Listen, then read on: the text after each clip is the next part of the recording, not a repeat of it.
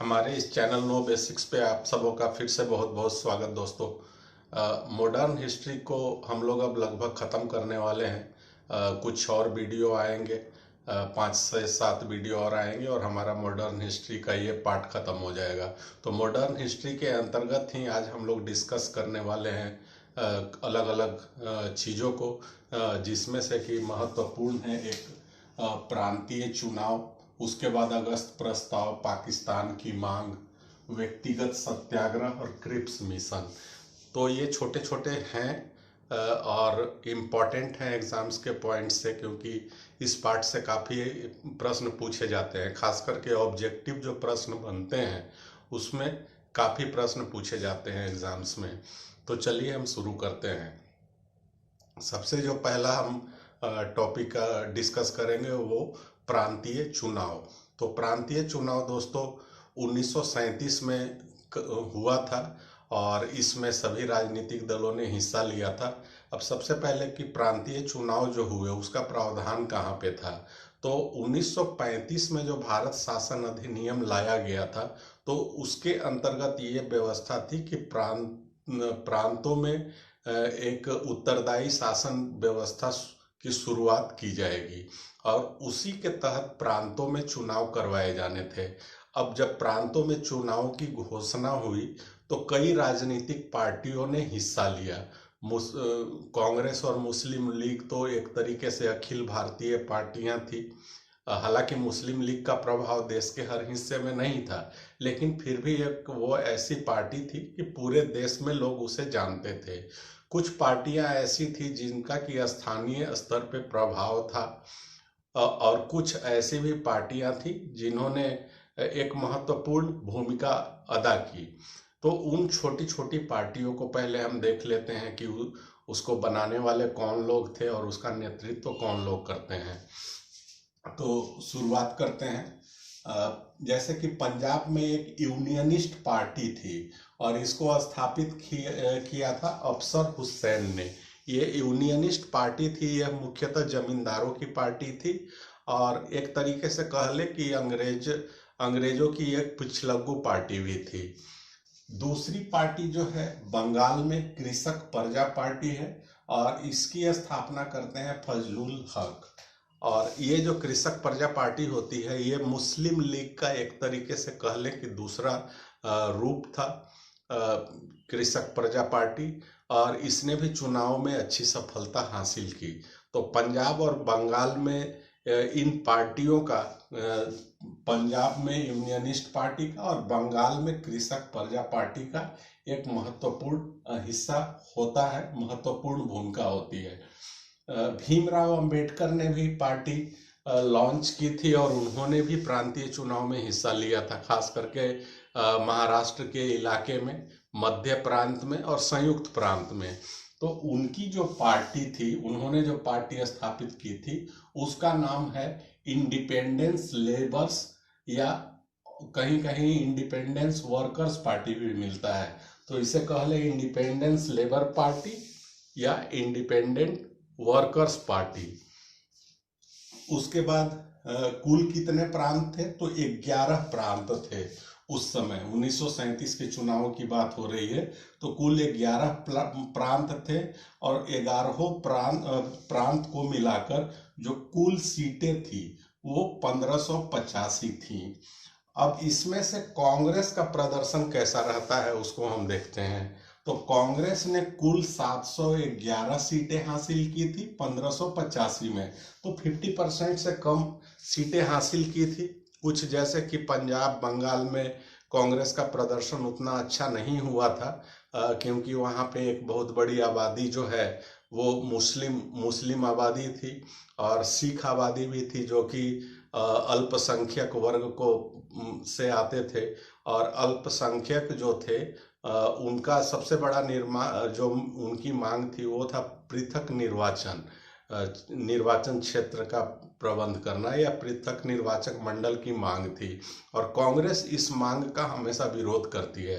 तो यही एक कारण था कि इन क्षेत्रों में जहां पर कि अल्पसंख्यकों की संख्या अधिक होती है वहां पे कांग्रेस का प्रदर्शन उतना अच्छा नहीं होता है। यही बात वैसे क्षेत्रों के लिए भी है कि जहाँ पे कि दलितों की आबादी जहाँ अधिक है, वहाँ भी कांग्रेस को अपेक्षित सफलता नहीं मिल पाती है। तो अगर हम देखें तो कांग्रेस के प्रदर्शन, सरकार कहाँ कहाँ पर किसकी बनी, इसको हम जान लेते हैं। तो कुल 11 प्रांत थे। तो 11 प्रांत में से 5 प्रांतों में कांग्रेस की बहुमत वाली सरकार बनी थी और 3 प्रांतों में कांग्रेस ने मिलीजुली सरकारें बनाई थी। इसके अतिरिक्त 3 जो प्रांत थे उसमें कांग्रेस से हटकर दूसरी पार्टियों ने सरकार बनाए थे। तो इन सारे को हम देख लेते हैं। जो कांग्रेस की पूर्ण बहुमत वाली सरकार थी वो बनी थी मद्रास में, बिहार में, मध्य प्रांत में, संयुक्त प्रांत में और उड़ीसा में। इसके अतिरिक्त मिली जुली सरकारें जो कांग्रेस ने बनाई थी वो उत्तर पश्चिमी प्रांत था, बंबई था और असम था। इसके बाद बंगाल, पंजाब और सिंध, इन 3 राज्यों में कांग्रेस से इतर अन्य पार्टियों की सरकारें बनती है। यहाँ पे एक बात और भी है कि उस समय जो प्रांतों के प्रमुख होते थे उनको प्रधानमंत्री कहा जाता था। जैसे आजकल जो प्रांतों के प्रमुख होते हैं उनको मुख्यमंत्री कहा जाता है, तो उस समय में प्रांतों के प्रमुख को प्रधानमंत्री कहा जाता है। तो अलग अलग राज्यों में अलग अलग प्रांतों के मुख्यमंत्री कौन थे तो वो देखते हैं। मद्रास में राजाजी अर्थात सी राजगोपालाचारी प्रधानमंत्री थे। उसके बाद बिहार में श्री कृष्ण सिंह, मध्य प्रांत में एन.बी. खरे, बाद में इन्होंने इस्तीफा दे दिया और उनके इस्तीफा देने के बाद रविशंकर शुक्ल प्रधानमंत्री बनते हैं। संयुक्त प्रांत अर्थात कि यूनाइटेड प्रोविंस जिसको कहा जाता है, तो संयुक्त प्रांत वर्तमान में जो यूपी का क्षेत्र आता है उसी को संयुक्त प्रांत कहा जाता है था। तो संयुक्त प्रांत के प्रधानमंत्री थे जी.बी. पंत अर्थात गोविंद बल्लभ पंत, और यही बाद में उत्तर प्रदेश के पहले मुख्यमंत्री भी बनते हैं। उड़ीसा में बी.एन. दास प्रधानमंत्री बनते हैं। अब बंबई में हालांकि 185 में से कांग्रेस ने 82 सीटें जीती थी। 175 सीटें थी बंबई में, उसमें से कांग्रेस ने लगभग 85 सीटें जीती थी, 82 या 85 ऐसे ही कुछ सीटें जीती थी।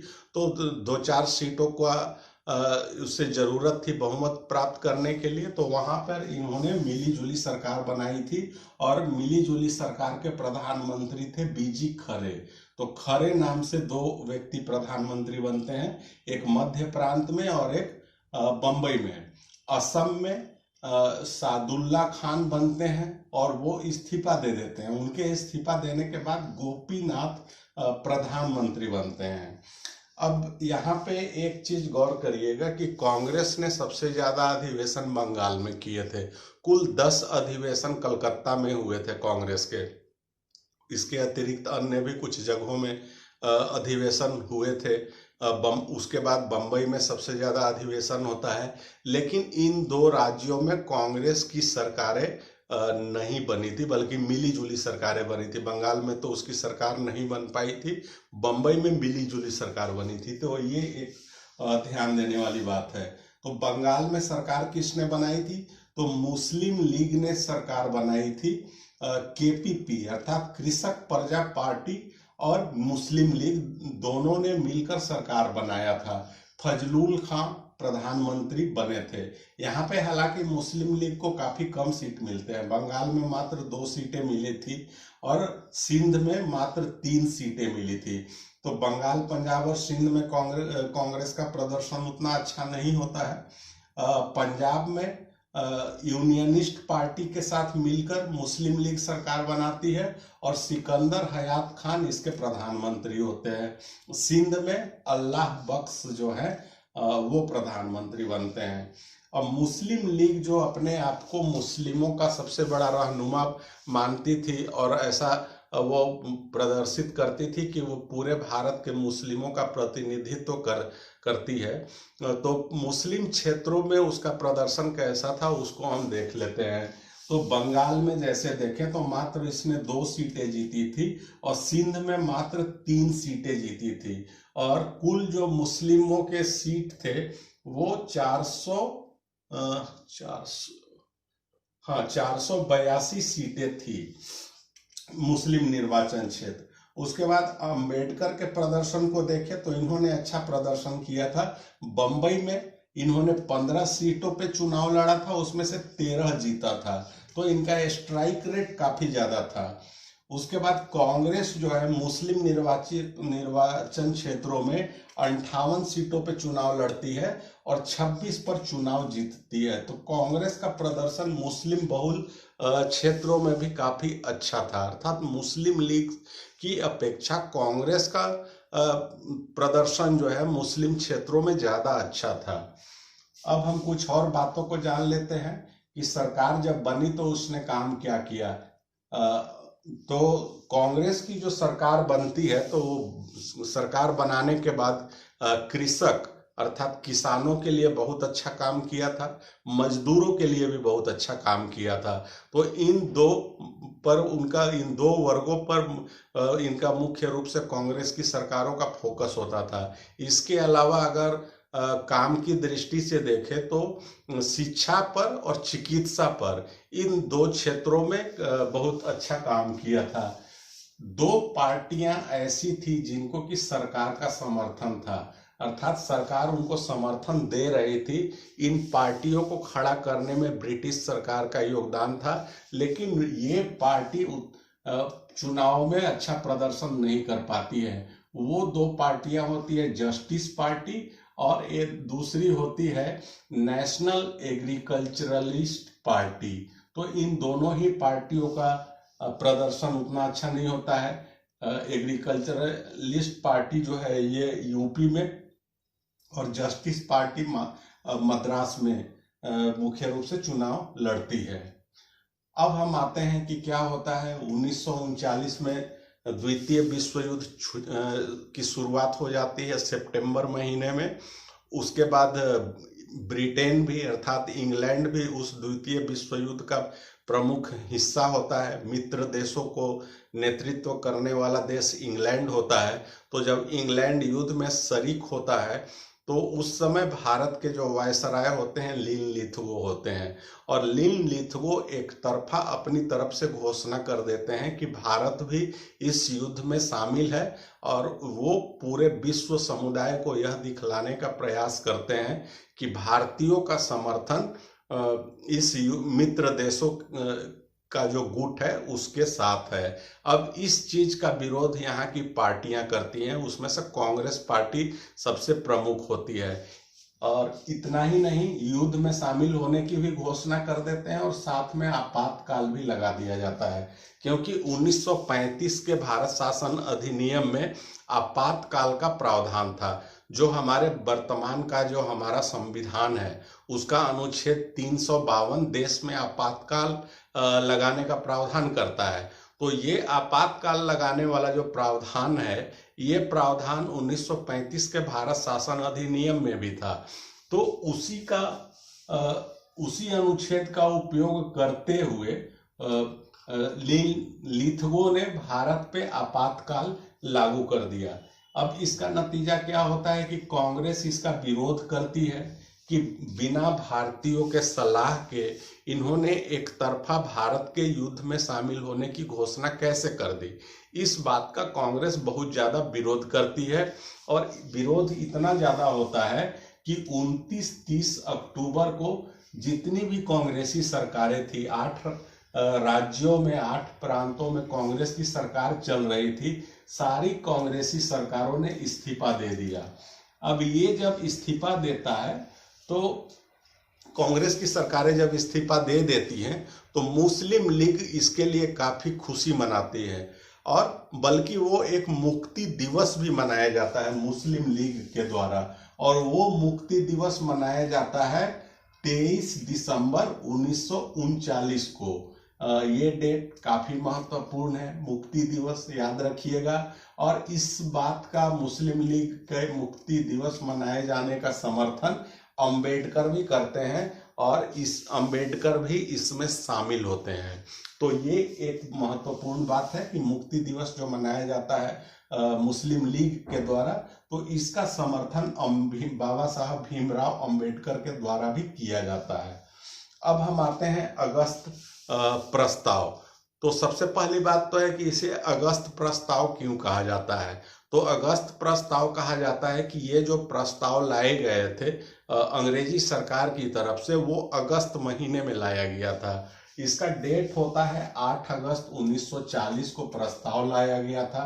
प्रस्ताव लाए जाने का कारण क्या था कि भारतीयों का, खास करके कांग्रेस का समर्थन हासिल करना चाहती थी इंग्लैंड, चाहती थी कि कांग्रेस किसी भी तरीके से इंग्लैंड का समर्थन करे कि वो पूरे भारतीय जो हैं द्वितीय विश्व युद्ध में इंग्लैंड के पक्ष का समर्थन कर रहा है। इसी की कांग्रेस का समर्थन प्राप्त करने के लिए अगस्त प्रस्ताव लाया जाता है। उसके पहले क्या होता है, तो 1940 में कांग्रेस का अधिवेशन होता है रामगढ़ में।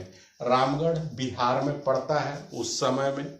वर्तमान समय में यह झारखंड में पड़ता है। रामगढ़ रांची के पास का क्षेत्र है, एक टाउनशिप है रामगढ़।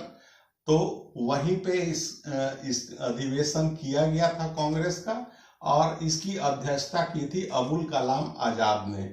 इसमें प्रस्ताव पारित किया गया कि अगर सरकार अर्थात ब्रिटिश सरकार कांग्रेस को केंद्र में अंतरिम राष्ट्रीय सरकार बनाने का अगर मौका देती है, तब वो इनके प्रस्ताव को, अर्थात ब्रिटिश सरकार के प्रस्ताव को कांग्रेस मान लेगी। ऐसा प्रस्ताव इस अधिवेशन में पारित किया जाता है। अब हम आते हैं कि अगस्त प्रस्ताव जो था उसमें प्रस्ताव क्या क्या दिए गए थे। अच्छा, इस समय जो वायसराय हैं वो है लॉर्ड लिनलिथगो। तो इन्हीं के द्वारा ये प्रस्ताव रखा गया था। वो प्रस्ताव कौन कौन से थे, तो औपनिवेशिक सरकार की स्थापना की बात की गई थी, और वो औपनिवेशिक सरकार भारत में संवैधानिक विकास के लिए या संविधान निर्माण के विकास के लिए काम करेगी और उसमें सहयोग देगी।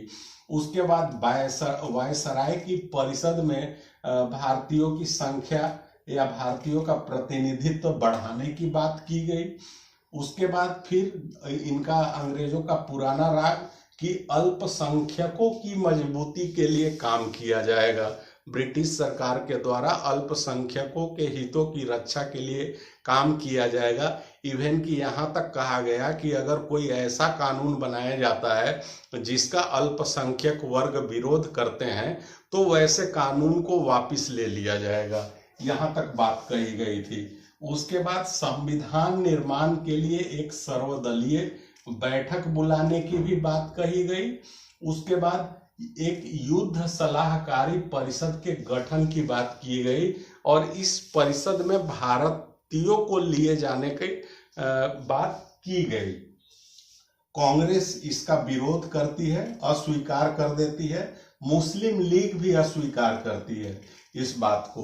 मुस्लिम लीग किस कारण से अस्वीकार करती है, तो इस समय तक पाकिस्तान के मांग काफी तेज हो चुकी थी। 1938-39 का समय ऐसा होता है कि मोहम्मद अली जिन्ना और मुस्लिम लीग खुलकर पाकिस्तान की मांग करते हैं। धार्मिक आधार पर देश के विभाजन की बात की जाती है मुस्लिम लीग के द्वारा, और मुस्लिमों के लिए अलग देश पाकिस्तान की मांग की जाने लगती है। तो अगस्त प्रस्ताव में यही है कि कांग्रेस ने संवैधानिक ये शर्तें मंजूर नहीं थी, उसके आधार पर अस्वीकार किया, क्योंकि सारी जो बातें थी वो गोल मटोल बातें थी, मिला जुला कर वही पुरानी बातें। सिर्फ समर्थन लेना है तो उसके लिए एक दाना फेंका जा रहा है, वैसे ही बात थी। कांग्रेस ने इस वजह से अस्वीकार कर दिया, लेकिन मुस्लिम लीग ने भारत विभाजन की मांग को किसी तरीके से इस अगस्त प्रस्ताव में जगह नहीं दिया गया था। इस कारण से मुस्लिम लीग ने इस प्रस्ताव को अस्वीकार किया। अब हम आते हैं कि पाकिस्तान की मांग कैसे होती है, किन किन लोगों के द्वारा की जाती है, तो ये हम जानते हैं। तो दोस्तों सबसे पहले पाकिस्तान शब्द की जो उत्पत्ति हुई है, यहाँ पे स्पेलिंग देखिएगा। तो मूल रूप से पाकिस्तान हम लोग कहते हैं, लेकिन जो शब्द का गढ़ा गया था वो था पाकिस्तान, PAKASTN। और ये अलग अलग राज्यों को दिखलाते हैं, जैसे P से पंजाब, A से अफगान टेरिटरी, जो वर्तमान में पख्तूनवाला एरिया है पाकिस्तान का, जहां पर कि सर्जिकल स्ट्राइक भारत ने किया था।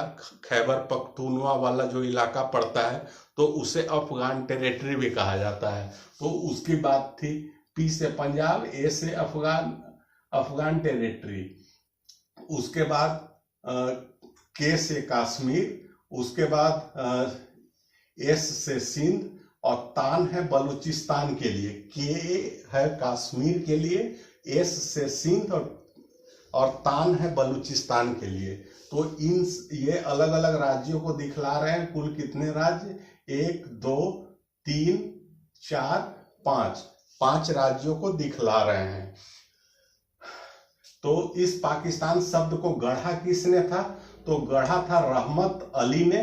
और रहमत अली कौन थे? तो एक स्टूडेंट थे जो कि ऑक्सफोर्ड यूनिवर्सिटी में पढ़ाई करते थे, और 1933 ईस्वी में इन्होंने पाकिस्तान शब्द की कल्पना की थी। 1933 में ही मुस्लिम लीग का इलाहाबाद में अधिवेशन होता है, और इसकी अध्यक्षता करते हैं मोहम्मद इकबाल। वही मोहम्मद इकबाल जिन्होंने रचना की थी सारे जहां से अच्छा हिंदुस्तां हमारा। तो वही मोहम्मद इकबाल जो है वो मुस्लिम लीग की अध्यक्षता करते हैं इलाहाबाद अधिवेशन में। और इस अधिवेशन में ही पहली बार पाकिस्तान की मांग सामने लाई गई थी। उसके बाद 1940 में लाहौर में अधिवेशन होता है मुस्लिम लीग का, और इसकी अध्यक्षता करते हैं मोहम्मद अली जिन्ना। अब इस अधिवेशन में पूरी तरीके से देश के विभाजन का प्रारूप रखा गया था, और पाकिस्तान की मांग रखी गई। यहाँ पे पाकिस्तान की मांग की गई खुले रूप से कि देश को विभाजित करके मुस्लिमों के लिए अलग देश बनाया जाए, पाकिस्तान की मांग की गई। अब इस प्रारूप को बनाने वाले जो प्रस्ताव रखा गया, उसका जो प्रारूप किसने तैयार किया? तो सिकंदर हयात खान ने किया। ये सिकंदर हयात कौन थे? तो ये थे पंजाब के प्रधानमंत्री। जो अंतरिम सरकार बनी थी उसके प्रधानमंत्री थे सिकंदर हयात खान। यहाँ पे ध्यान दीजिएगा कि जब 1939 में सरकारें जो बनी थी 1937 में, और 1939 में सिर्फ कांग्रेस की सरकारों ने इस्तीफा दिया था। बाकी जो अन्य जगह जो 3 प्रांत थे वहां पे सरकार अभी भी चल रहे थे। तो सिकंदर हयात खान पंजाब के प्रधानमंत्री थे। तो उन्होंने इस प्रस्ताव का प्रारूप तैयार किया था, और इस प्रस्ताव को रखा था फजलुल खान ने। और फजलुल खान कौन है? तो वो है बंगाल के प्रधानमंत्री। उसके पहले एक और भी बात हुई थी, अलीगढ़ योजना एक प्रस्तुत किया गया था। ये क्या था? तो जफरुल हसन और हसन हुसैन ने एक अलीगढ़ योजना लाया था। इसके अंतर्गत भारत में मुस्लिम क्षेत्रों की पहचान की गई थी, और उन्हें उन 4 क्षेत्रों को पाकिस्तान के रूप में मान्यता देने की बात की गई थी। तो वो कौन कौन से क्षेत्र थे? तो उत्तर पश्चिमी क्षेत्र, उसके बाद बंगाल, हैदराबाद, और भी कुछ छिटपुट जो हिस्से हैं जिन्हें हिंदुस्तान कहा गया। तो इस तरीके की मांग की गई थी। अब इसको कांग्रेस ने पाकिस्तान के मांग को बिल्कुल ही अस्वीकार कर दिया कि देश का विभाजन कांग्रेस को स्वीकार नहीं है।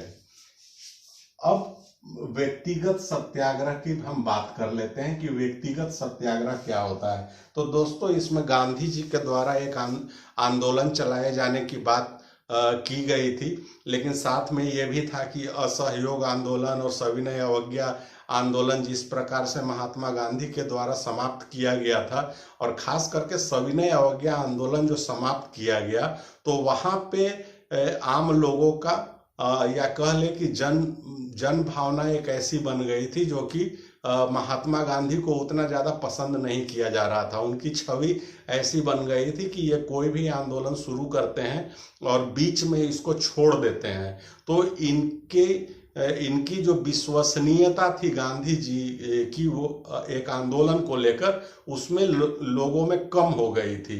अब गांधी जी भी इस चीज को भांपते हैं और उन्हें लगता है कि जनमानस का वो सपोर्ट उन्हें नहीं मिल पाएगा, तो इसलिए एक व्यक्तिगत स्तर पे आंदोलन चलाने की बात होती है। मुद्दा क्या होता है? तो मुद्दा वही होता है कि इंग्लैंड ने अर्थात यहाँ की सरकार ने, ब्रिटिश सरकार ने बिना भारतीयों के सलाह के भारत को युद्ध में शामिल किस तरीके से घोषित कर दिया।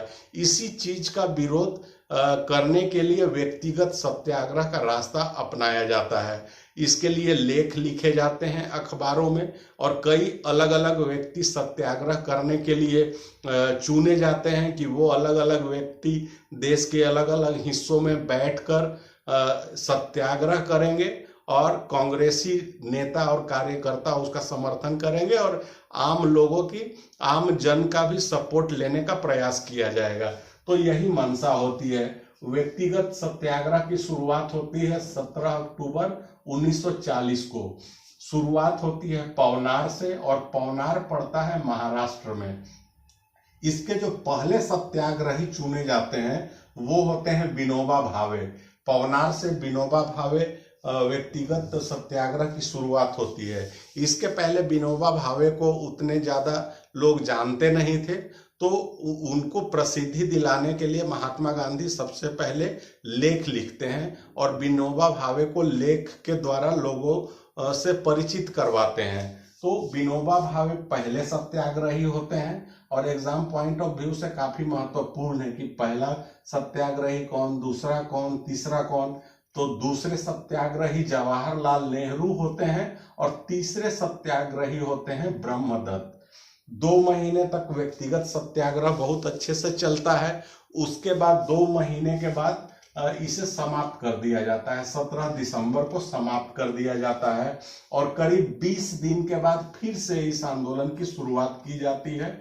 और इस बार जो शुरुआत होती है तो इसमें जन भागीदारी भी बहुत ज्यादा होती है और कांग्रेस की ये रणनीति होती है कि अब गांव-गांव में घूमकर व्यक्तिगत सत्याग्रह के लिए प्रोत्साहित किया जाएगा और एक डिमांड लेकर पूरे देश से दिल्ली की ओर कूच करें लोग। पूरे देश के हर कोने से लोग दिल्ली चलें, ऐसा आह्वान किया जाता है और इसी को दिल्ली चलो आंदोलन के नाम से भी जाना जाता है। दिल्ली चलो का नारा भी दिया जाता है। तो यहाँ पे ध्यान दीजिएगा कि कई जगह पर दिल्ली चलो का नारा दिया गया है। एक बार सुभाष चंद्र बोस ने भी नारा दिया था दिल्ली चलो का, तो उन पर जब हम आएंगे तो वहां भी चर्चा करेंगे। तो यहाँ पर भी दिल्ली चलो का नारा दिया जाता है। 5 जनवरी 1941 से फिर से शुरू किया जाता है व्यक्तिगत सत्याग्रह और फिर दिल्ली चलो आंदोलन की शुरुआत होती है। ये आंदोलन जब समाप्त होता है, या कह लें कि आंदोलन की शुरुआत एक तरीके से अब समाप्त नहीं होता है, आंदोलन कंटिन्यूअस लगभग चलता ही रहता है, क्योंकि यह तो व्यक्तिगत स्तर पे चलाया गया आंदोलन होता है, लेकिन इसको प्रसिद्धि बहुत ज़्यादा मिलती है, पॉपुलैरिटी बहुत ज़्यादा मिलती है, जन समर्थन भी मिलता है। उसके बाद इंग्लैंड की जो सरकार है वो परेशान हो जाती है। अब इसके लिए क्या होता है कि भारतीयों का सपोर्ट उन्हें बहुत जरूरी पड़ता है, क्योंकि आप देखेंगे कि इंग्लैंड की जनसंख्या जो है वो कम है, उनकी सेना छोटी है और भारतीय सेना का नाम शुरू से ही बहुत ज़्यादा अच्छा रहा है। भारतीय सेना की पहचान एक बहादुर सेना के रूप में हमेशा से रही है कि ये जिस किसी के लिए भी लड़ते हैं भारतीय तन मन से लड़ते हैं। तो भारतीयों का समर्थन बहुत ज़्यादा जरूरी था और इसके लिए इंग्लैंड एक तरीके से मजबूर भी हुआ था कि एक क्रिप्स मिशन भेजा जाता है और इस मिशन को भेजे जाने के पीछे विश्व जनमत का एक दबाव भी होता है, विश्व के अन्य देशों का। वो दबाव क्या होता है, तो इंग्लैंड जो है मित्र देशों का गुट है, उसका सदस्य होता है। और उस समय इंग्लैंड की स्थिति काफी ज्यादा खराब हो गई थी और इंग्लैंड और विश्व स्तर पे उस समय जापान एक बहुत बड़ी शक्ति के रूप में उभर कर आया था और वो हमला करता है अमेरिका पर। अमेरिका के पर्ल हार्बर पर वो आक्रमण करता है। इससे मित्र देशों में और खास करके इंग्लैंड में एक डर समा जाता है कि जापान इतना ज्यादा शक्तिशाली उस समय था कि वो एशिया में जो इंग्लैंड के उपनिवेश हैं उन उपनिवेशों पर हमले का डर इंग्लैंड को सताने लगता है। और दूसरी बात ये भी होती है कि सुभाष चंद्र बोस ने एक INA का नेतृत्व संभाला था, आजाद हिंद फौज का नेतृत्व किया था और जापान का वो सहयोग लेते हैं, जर्मनी का भी सहयोग लेते हैं। जापान, जर्मनी, इटली एक गुट में होते हैं तो उस गुट का समर्थन सुभाष चंद्र बोस लेते हैं। जर्मनी का भी सपोर्ट होता है, जापान का भी सहयोग होता है। जापान इवन की इतना तक सहयोग करता है कि वो अपनी सेना, पैसा, संसाधन, सारी चीजें सुभाष चंद्र बोस को मुहैया करवाता है और भारत पर आक्रमण की योजना भी बनाते हैं सुभाष चंद्र बोस। और आक्रमण करके, जैसे बर्मा पर आक्रमण करके उस पर नियंत्रण स्थापित कर लेते हैं सुभाष चंद्र बोस। उसके बाद जो भारत के जो पूर्वोत्तर राज्य हैं वहां पे हमले का एक डर होता है। तो ये सारी स्थितियां थी। अब इसका जो है सो दबाव विश्व के जो देश हैं उन पर उनके द्वारा इंग्लैंड पर डाला जाता है। खास करके अमेरिका, रूस और चीन का दबाव होता है कि इंग्लैंड की सरकार किसी भी तरीके से भारतीयों से बात करके और उनको अपने पक्ष में करे। उसी का नतीजा होता है कि एक मिशन, एक कमेटी बनाई जाती है, समिति बनाई जाती है और एक प्रस्ताव भेजा जाता है। ये कमेटी बनती है स्टीफोर्ड क्रिप्स की अध्यक्षता में और इन्हीं के नाम पर इसे क्रिप्स मिशन नाम दिया गया। इसके जो अन्य 2 सदस्य थे वो थे पैथिक लॉरेंस और AB अलेक्जेंडर। क्रिप्स मिशन बनाने का घोषणा कब होती है तो 11 मार्च 1942 को इसकी घोषणा होती है और भारत क्रिप्स मिशन पहुंचता है 23 मार्च 1942 को और भारतीयों के सामने क्रिप्स मिशन ने अपना प्रस्ताव 30 मार्च 1942 को रखा। तो क्रिप्स मिशन में कई प्रस्ताव रखे गए थे, जैसे कि लेकिन जो भी यहाँ पे प्रावधान रखे गए थे वो सारे थे कि युद्ध समाप्त होने के बाद। इसी बात पर भारतीयों को आपत्ति थी, जैसे कि एक डोमिनियन स्टेट बनाने की बात की गई थी। तो भारतीय चाहते थे कि स्वतंत्र राज्य के रूप में स्वतंत्र राज्य की घोषणा की जाए, न कि डोमिनियन स्टेट पे, और वो भी युद्ध समाप्त होने के बाद। दूसरी बात थी कि भारत में संविधान निर्माण के लिए एक संविधान सभा के गठन की बात की गई थी, ये भी युद्ध के बाद। उसके बाद औपनिवेशिक मतलब जब तक यहाँ पे संविधान का निर्माण नहीं हो जाता है तब तक विदेश, रक्षा और अन्य जो मामले हैं वो इंग्लैंड ही देखेगा, ये भी प्रस्ताव था। उसके बाद अन्य कई प्रस्ताव दिए गए थे, इस प्रस्ताव को नकार दिया जाता है। काफी अच्छी अच्छी बातें भी की गई थी, अल्पसंख्यकों की भी बात की गई थी यहाँ पे, और वहाँ भी एक अल्पसंख्यक या सांप्रदायिक चीजें लाई गई थी जिससे कि कांग्रेस को बहुत ज्यादा आपत्ति है। कांग्रेस का ये कहना था कि जो भी चीजें देनी है, जो चीजें भी करना है वो आप अभी करिए। सो युद्ध के बाद फिर आप पलट जाएं तो उसको कौन जानता है, क्योंकि इंग्लैंड के व्यवहार को जाना नहीं जा सकता है, अंग्रेजों के व्यवहार को समझना बहुत मुश्किल है कि वो वादा करेंगे वो उसे पूरा ही कर लेंगे। पहले विश्व युद्ध में भी ऐसा ही वादा किया गया था लेकिन पूरा नहीं किया गया था। तो इसी चीज का कांग्रेस विरोध करती है, क्रिप्स मिशन का, और अंततः यह मिशन फेल हो जाता है। कांग्रेस इसके प्रस्ताव को अस्वीकार कर देते हैं और मुस्लिम लीग भी अस्वीकार करती है। मुस्लिम लीग क्यों अस्वीकार करती है? तो यहाँ पर भी पाकिस्तान के निर्माण की बात नहीं की गई थी, किसी तरीके से देश के विभाजन की बात नहीं की गई थी। इसी का विरोध मुस्लिम लीग करती है। अंततः इसके बारे में गांधी जी क्या कहते हैं? तो पोस्ट डेटेड चेक कहते हैं कि ऐसा चेक है जो कि कब मिलेगा वो पता नहीं है, post dated cheque. Jawaharlal Nehru ने इसी में बाद में जोड़ा डूबते हुए बैंक का। डूबते हुए बैंक का ये पोस्ट डेटेड चेक है, अर्थात इंग्लैंड की स्थिति तो ऐसे ही खराब हो चुकी थी ऑलरेडी, तो ऐसा जो बैंक है जो दिवालिया होने वाला है, तो वैसे बैंक का ये चेक दिया जा रहा है, ऐसी बात की गई थी। दोस्तों, उम्मीद करता हूं कि आज का ये वीडियो आपको पसंद आया होगा, कॉन्सेप्ट भी क्लियर हुआ होगा। अगर अच्छा लगा हो तो आप इसे अपने दोस्तों और स्टूडेंट्स के बीच में ज़्यादा से ज़्यादा शेयर करिए। इस चैनल को सब्सक्राइब कर लीजिए, नोटिफिकेशन वाली घंटी जरूर बजा दीजिए। फिर से मिलते हैं अगले वीडियो में, तब तक के लिए धन्यवाद।